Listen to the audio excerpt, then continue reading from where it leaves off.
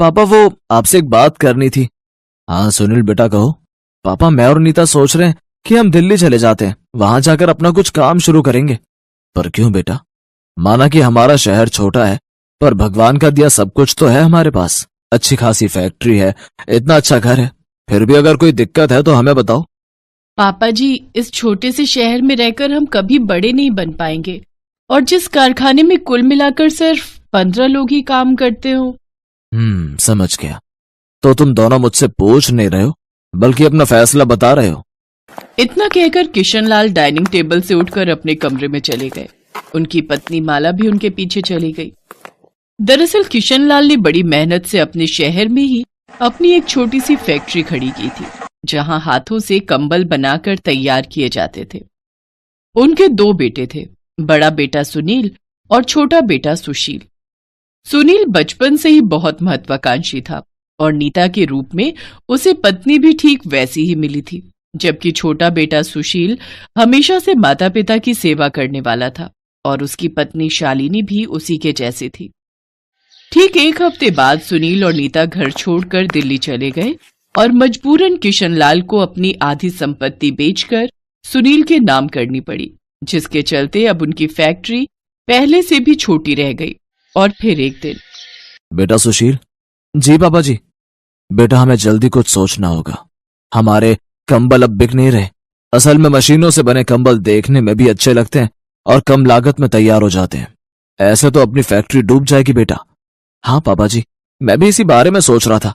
वैसे मैंने और शालिनी ने कुछ सोचा है पापा जी। हाँ तो बोलो बेटा। अगर हमें फैक्ट्री चलानी है तो हमें मशीन तो लगानी ही पड़ेगी पापा जी। तुमने तो मेरे मन की बात कह दी बेटी। सही है, ऐसा ही करते हैं। एक तरफ किशनलाल से मिले पैसों की मदद से सुनील और नीता ने दिल्ली में कंबल और गद्दे की एक बड़ी दुकान खोल ली थी, तो वहीं बची हुई आधी संपत्ति में से कुछ बेचकर तो कुछ गिरवी रखकर किशनलाल और सुशील ने कंबल बनाने की 3 बड़ी मशीनें खरीद ली। लेकिन होनी को तो कुछ और ही मंजूर था।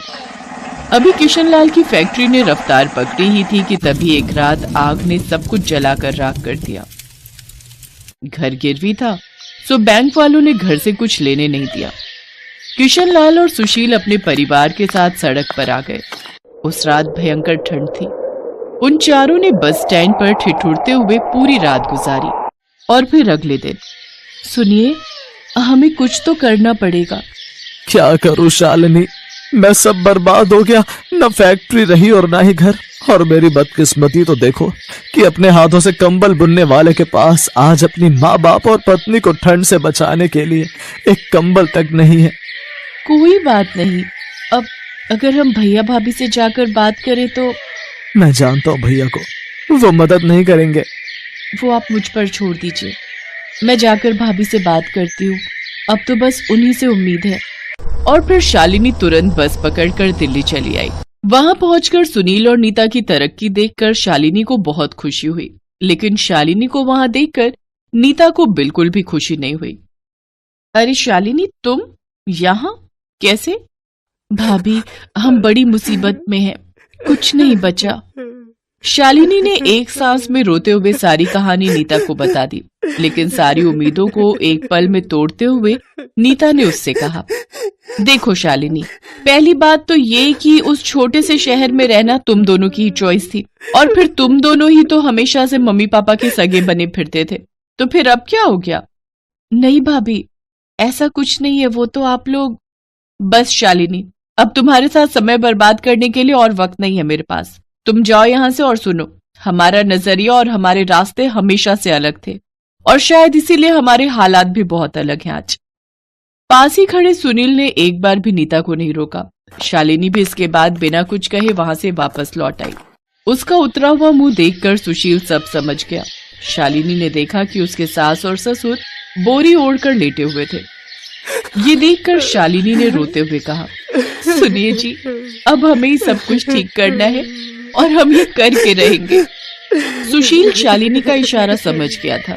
दोनों ने मिलकर बस स्टैंड के पीछे ही एक झोपड़ी बना ली, जो बस लकड़ी के टुकड़ों और कटी फटी बोरियों से बनी हुई थी। वहीं कुछ ईंटों का चूल्हा बनाकर शालिनी उस पर खाना बनाने लगी और सुशील अगले ही दिन से अनाज मंडी में बोरे ढोने का काम करने लगा। और फिर मजदूरी से मिले पैसों से वो सबसे पहले 2 कंबल किराए पर लेकर आया। कंबल बहुत सस्ते में मिले थे, इसलिए वो बहुत ही गंदे थे और उनसे बदबू भी आ रही थी। उन्हें ओढ़कर सोना बहुत मुश्किल था, तो शालिनी फौरन उन दोनों कंबलों को धोने लगी और तभी उसे एक ख्याल आया। हाँ, ये ठीक रहेगा। सुनो जी, अब से मैं लोगों के कंबल धोऊंगी। हैं? ये क्या बोल रही हो? ये तो बड़ा मुश्किल काम है। तभी तो मैंने सोच लिया है, मैं यही काम करूंगी। शालिनी नदी पर गई और वहां पर उसने टेंट वाले कंबल रगड़ रगड़ कर धोए तो उनकी सूरत ही बदल गई। शालिनी ने झोपड़ी के पास ही एक तार बांधा और उस पर कंबल सुखाने डाल दिया और एक कागज पर लिखकर टांग दिया, कंबल धुलवाइए। कंबल धोना वाकई मुश्किल काम था, इसीलिए लोग बहुत जल्दी आने लगे और अपने कंबल शालिनी से धुलवाने लगे। धीरे धीरे इतना काम होने लगा कि सुशील भी मजदूरी छोड़कर शालिनी के साथ कंबल धोने के काम में ही लग गया। कुछ पैसे जुड़े तो शालिनी ने 10 नए कंबल खरीद लिए और फिर उन्हें शादी जैसे फंक्शन में किराए पर देने लगी। कंबल एकदम साफ और खुशबूदार थे, तो उसके कंबल हाथों हाथ किराए पर उठने लगे। फिर कुछ दिनों के बाद, पापा जी, क्या आपके जानने में कोई ऐसा है जो कंबल बनाने की मशीन हमें किश्तों पर दिलवा दे? हाँ बेटा, मेरा एक दोस्त है जो ऐसा कर सकता है। शालिनी और किशनलाल गुजरात पहुंचे, जहां वो हीरालाल से मिले, जो किशनलाल के पुराने दोस्त थे। हीरालाल ने दोस्ती निभाई और शालिनी को 2 मशीनें दिलवा दी। शालिनी ने मशीनों की आधी कीमत चुकाई और बाकी की किश्तें बनवा ली। फिर वापस लौटकर उसने एक छोटा गोदाम किराए पर लिया और फिर वहीं वो सुशील के साथ मिलकर पूरी मेहनत से कंबल बनाने के काम में लग गई। शालिनी ने खुद ही अपने नए कंबलों को डिजाइन किया और खुद ही उन्हें बेचना शुरू कर दिया। और फिर कुछ सालों के बाद, आइए पापा जी, आपको एक सरप्राइज देना है। क्या हुआ बेटी? शालिनी के हाथ में अपने पुराने घर की चाबी थी, जो उसने सारा लोन पटाकर छुड़वा लिया था। देखते ही देखते 2 से 4 और फिर कंबल बनाने की 10 मशीनें खड़ी हो गई थी। वो किराए का गोदाम अब एक कारखाना बन चुका था, जो पूरी रफ्तार से चल रहा था। पूरे 30 लोग वहां कंबल बनाने का काम कर रहे थे। अब सब ठीक था। फिर एक दिन, अरे भैया भाभी, आप दोनों अब आइए, अंदर आइए ना। हम बड़ी मुसीबत में हैं शालिनी। पता नहीं कहां से, पर मार्केट में केएस नाम का एक नया ब्रांड आया है, जिसकी डीलरशिप हमें मिल ही नहीं रही। जब से वो कंबल आए हैं, हमारे कंबल तो बिक ही नहीं रहे, घाटे पर घाटा हो रहा है। तो हम सोच रहे थे कि क्यों ना पुरानी बातों पर मिट्टी डालें और मिलकर काम करें। नीता की बात सुनकर शालिनी ने मुस्कुराते हुए अपने कारखाने की बोर्ड की तरफ देखा, जिस पर बड़े अक्षरों में लिखा था, किशनलाल एंड सुशीला ग्रुप।